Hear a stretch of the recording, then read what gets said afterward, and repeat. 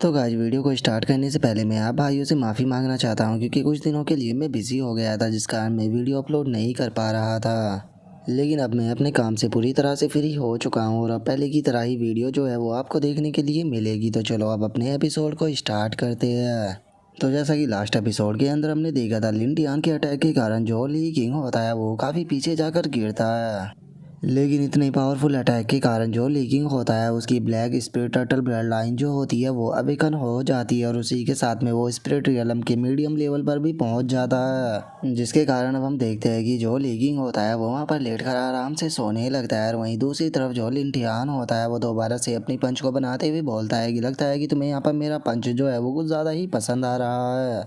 तो अगर ऐसी बात है तो अब मैं यहाँ पर तुम्हें अपनी पंच का स्वाद जो है वो दोबारा से चखाऊंगा। और इतना बोलते के साथ ही जो लिन टियान होता है वो दोबारा से वैंग के ऊपर अटैक करने के लिए आने लगता है और वो वैंग के ऊपर अटैक करते हुए बोलता है कि देखता हूँ कि इस बार तुम मुझसे कैसे बचते हो। जो सुनते के साथ ही वैंग जो होता है वो उसे बोलता है कि क्या तुमने अभी तक भी ये चीज़ जो है वो रियलाइज़ नहीं की। तुमने यहाँ पर गलती से जो मेरी स्वॉर्ड एनर्जी थी उसे अपनी बॉडी के अंदर एब्जॉर्ब कर लिया है, जो कि यहाँ पर तुम्हारी सबसे बड़ी गलती थी। और इतना बोलते के साथ ही वैंग जो होता है वो लिंटियान की बॉडी के अंदर से दोबारा से अपनी स्वॉर्ड एनर्जी जो होती है वो बाहर निकालने लगता है। और उसे निकालते के साथ ही वो वहाँ पर अपने एक इनविजिबल स्वॉर्ड अटैक जो होता है उसे बनाने लगता है और उसे बनाते के साथ ही फुल स्पीड के साथ में जो लिंटियान होता है उसके ऊपर करना शुरू कर देता है। और हम देख पाते हैं कि वैंग के अटैक जो होते हैं वो इतने ज़्यादा शार्प होते हैं कि उससे लिंटियान की बॉडी के ऊपर लगे हुए जितने भी वे स्कल होते हैं वे सभी के सभी हवा में उड़ने लगते हैं, जिसके कारण हम देख पाते हैं कि जो लिंटियान होता है वो वहाँ पर बहुत ही बुरी तरह से इंजर्ड हो जाता है और वो दर्द के मारे ज़ोर ज़ोर से भी चिल्लाने लगता है। जिसके अब हम कुछ देर बाद का सीन देखते हैं जहाँ पर कि लिंटियान जो होता है वो दोबारा से नॉर्मल फॉर्म के अंदर आ चुका होता है और अपनी नॉर्मल फॉर्म के अंदर आने के बाद वो वैंग से बोलता है कि अगर तुमने यहाँ पर मुझे मार दिया तो याद रखना कि यहाँ पर ना तो तुम बच पाओगे और ना ही तुम्हारा सेक्ट, क्योंकि ये जॉय और मैजेस्टी है वो तुम्हें और तुम्हारे सेक्ट को पूरी तरह से डिस्ट्रॉय कर देंगे।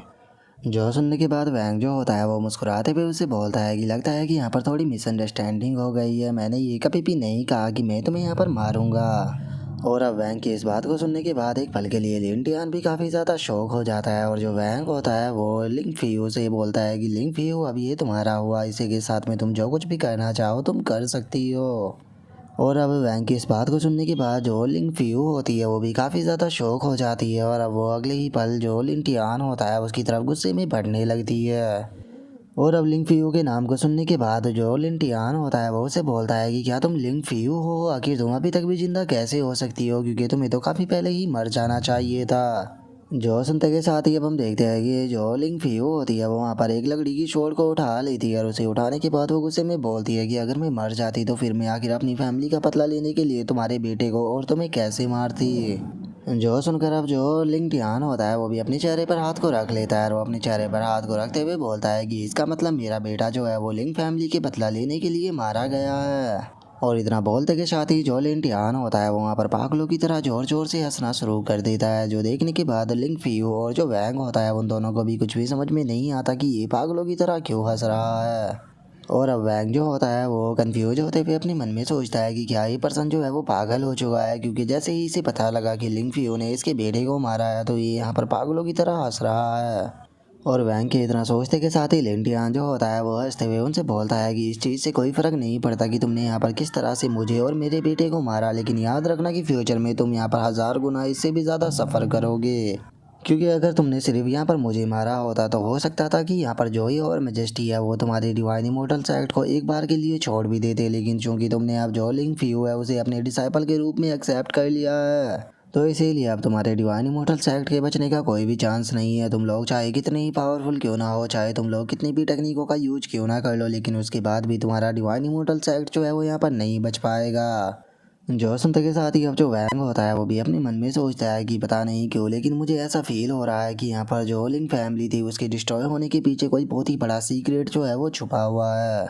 और अगर इसे यहाँ पर लिंटियान की पर्सनैलिटी की बात की जाए तो मुझे डर है कि मैं चाहे यहाँ पर कितनी भी कोशिश क्यों ना कर लूँ लेकिन उसके बाद भी ये मुझे लिंग फैमिली के यहाँ पर डिस्ट्रॉय होने का सीक्रेट जो है वो नहीं बता पाएगा। और इतना बोलते के साथ ही अब जो वैंग होता है वो डीमन एम्पर जुआन शाह की तरफ देखने लगता है और उसकी तरफ देखते हुए अपने मन में सोचता है कि जो डीमन जुआन शाह है वो हज़ारों साल पहले यहाँ पर काफ़ी ज़्यादा फेमस हुआ करता था। इवन कि उसने जो याओरी एम्परर था उसके साथ में भी यहाँ पर फाइट की थी, तो इसीलिए मुझे लगता है कि इसे यहाँ पर बहुत ही ज़्यादा सीक्रेट जो है वो पता होगी, तो इसीलिए इस बारे में मैं इससे बाद में बात कर सकता हूँ।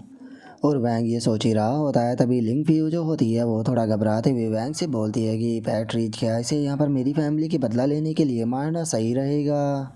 जो सुनते के साथ ही वैंग जो होता है वो अब लिन फ्यू के हाथ को पकड़ते हुए उससे बोलता है कि क्या तुम भूल गई कि मैंने तुम्हें यहाँ पर शुरू में क्या कहा था, मेरा डिवाइन इमॉर्टल्स एक्ट जो है वो किसी से भी नहीं डरता। अगर कोई मेरे डिवाइन इमॉर्टल्स एक्ट के अंदर आकर कदम रखने की कोशिश करेगा तो मैं उसे ख़त्म कर दूंगा, चाहे वो कितना भी पावरफुल पर्सन क्यों ना हो। और चूंकि इसने यहाँ पर आकर मेरे डिवाइन इमॉर्टल्स एक्ट को ख़त्म करने की बात की है, इवन कि इसने मेरे डिसाइपल की यहाँ पर पूरी की पूरी फैमिली को भी ख़त्म किया है, तो इसीलिए ये अब जिंदा नहीं रह सकता। जो सुनते के साथ ही अब लिंग पियो जो होती है वो भी रोने लगती है और वो रोते हुए बोलती है कि फादर, मैं आज आपका बदला ले रही हूँ। जिस बास्टर्ड ने यहाँ पर आपको मारा था, हमारी फैमिली को डिस्ट्रॉय किया था, आज मैं इसे ख़त्म कर रही हूँ। और इतना बोलते के साथ ही जो लिंग पियो होती है वो अपनी पूरी पावर से जो वो लकड़ी की स्वॉर्ड होती है वो लिन टियान की बॉडी के आर पार कर देती है। लेकिन इतना होने के बाद भी हम देखते हैं कि जो लिन टियान होता है उसके चेहरे के ऊपर से हंसी जो होती है वो गायब नहीं होती और वो हंसते हंसते ही वहाँ पर मर जाता है। और अब उसके मरते के साथ ही जो डीमन को जुआन शाह होता है वो वैंग के पास में आने के बाद उससे बोलता है कि पैट्रिज, मुझे लगता है कि यहाँ पर मर्क्यूलिस के डेथ के कारण अब एम्परर जो है वो नहीं रुकेगा। जो सुनकर जो वैंग होता है वो उससे बोलता है कि हाँ, मुझे इस चीज़ का डर है कि वो यहाँ पर गिव अप नहीं करने वाला और वो जल्दी ही यहाँ पर हार्ट हमला भी करेगा। लेकिन तुम्हें यहाँ पर टेंशन जो है वो लेने की कोई भी ज़रूरत नहीं है, क्योंकि अगर वे लोग यहाँ पर अटैक नहीं करेंगे तो फिर आखिर हमारा डिवाइन इमॉर्टल्स एक्ट जो है वो फेमस कैसे होगा। और इतना बोलते के साथ ही जो वैंग होता है वो काफ़ी ज़्यादा ही खुश हो जाता है और वो खुश होते हुए अपने मन में सोचता है कि जरा देखो तो आजकल तो मैं कितने अच्छे अच्छे डायलॉग जो है वो मारने लगा हूँ, इस चीज़ के लिए तो मैं खुद को ही परफेक्ट स्कोर देना चाहूँगा। और वैंग के इतना सोचते के साथ ही हम देखते हैं कि जो यूनफी होता है वो अपनी एंट्री फीस को वैंग की तरफ करते हुए उसे बोलता है कि मेरा नाम मो यूनफी और मैं आपके डिवाइन इमॉर्टल्स एक्ट को ज्वाइन करना चाहता हूँ। जो सुनकर वैंग जो होता है वो भी यूनफी की तरफ देखते हुए उसे बोलता है कि क्या तुम मेरे सेक्ट के रूल के बारे में जानते हो। जो सुनते के साथ ही यूनफी जो होता है वो ली हाई की तरफ इशारा करते हुए उसे बोलता है कि जो सीनियर ब्रदर ली हाई है उन्होंने मुझे सारे रूल्स जो थे उनके बारे में बता दिया।